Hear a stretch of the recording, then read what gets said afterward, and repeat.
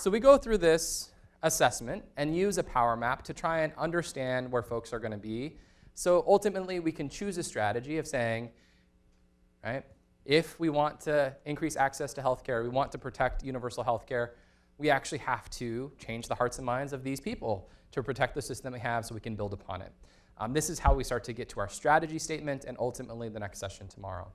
When we talk about the activity you just went through, I want to go through just a very quick example of what it would look like in the scenario you had. You can do this on your own. We have the materials for you to do it at the end as well. But we started to give you the names of certain counselors and their position. If you were to map out the counselors for one of those specific municipal policies in the scenario you were given, Counselor Grape would be here. We would have Counselor Still here, Counselor Ward with a lot of institutional power, but not necessarily committed to our issues.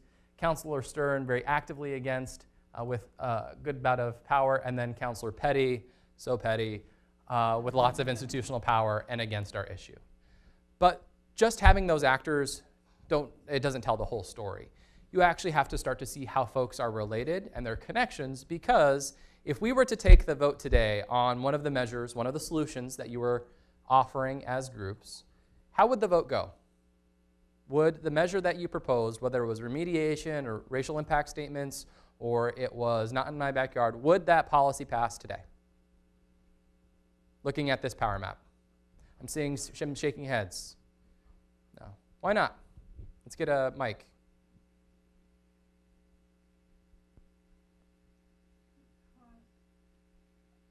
Because the relationship, the strong relationships are all more or less to the right, and the diehard is isolated on the left with, it looks like, only one connection on the right. Yeah. And so that imbalance means that if Petty is up there because he's the most powerful person. Yeah. She's there because she has the most power. Yeah. And she does have a lot of influence with other folks. So let's say you needed a majority. You needed 3 of the 5 counselors to vote for this measure. You said it would fail. What would the vote count be, though?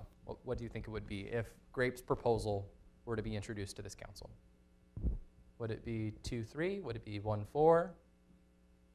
Would it be 5-0? It'd depend on the work you did. That's the right answer.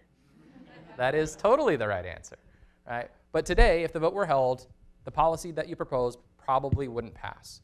But that's why we use a power map. It actually assesses power relationships in real time and informs your strategy. So you got to the punchline, right? This is not meant to be static. It is meant to be dynamic.